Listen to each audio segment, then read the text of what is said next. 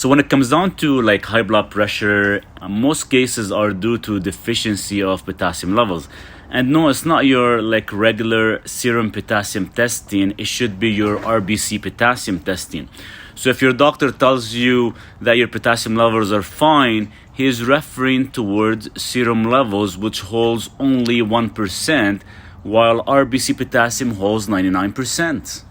So that said, if you are following a carnivorous lifestyle, here is a list of your most nutrient-dense potassium food intake. 1. Beef liver is one of the highest potassium containing meats and most bioavailable, with 444 milligrams per 100 grams of cooked liver. 2 would be pork tenderloin, is another meat that has relatively high potassium levels, approximately 360 milligrams per 100 grams of intake. And 3, chicken is a good source of potassium. I do not like it myself, as not able to find good pasture raised, but it does contain between 220 to about 250 milligrams per 100 grams of cooked chicken.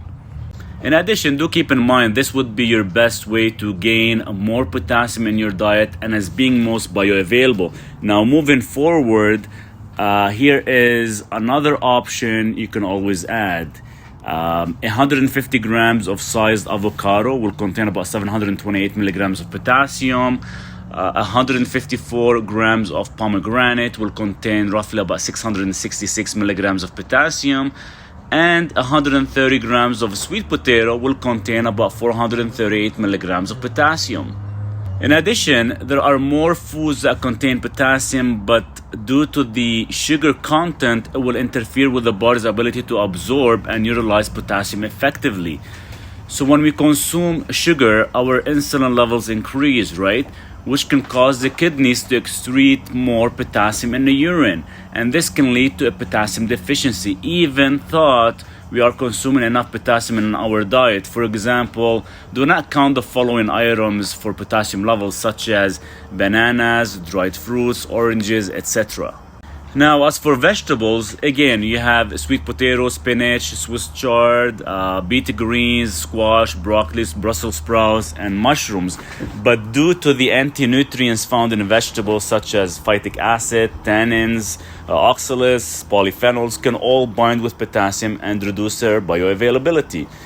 Now, guys, there you have it. If you could be thinking you are eating enough to stable your potassium, but if you are mixing your food intake, your potassium could not be utilized correctly to increase the adequate levels we are looking for to correct your high blood pressure issues. In addition, don't forget to share and like the video, and if you know someone who is struggling with high blood pressure, consider sharing this video. And if my videos helped you in many ways, please consider funding me $1 or $2, therefore I can continue supporting your health, and possibly one day I can make this a full-time job to support each one of you. Cheers.